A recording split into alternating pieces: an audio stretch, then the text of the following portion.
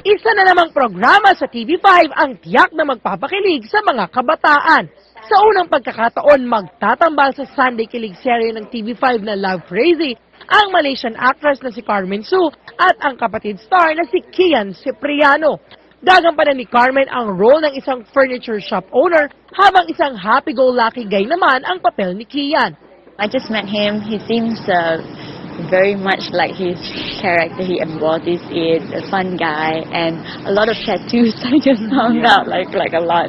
So yeah, very excited, and this is the first time I actually meet him. Hangang-hanga naman si Kian sa ka-love team niya kahit unang beses pa lang nilang nagkikita.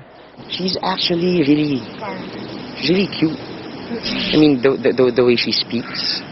I find her really smart.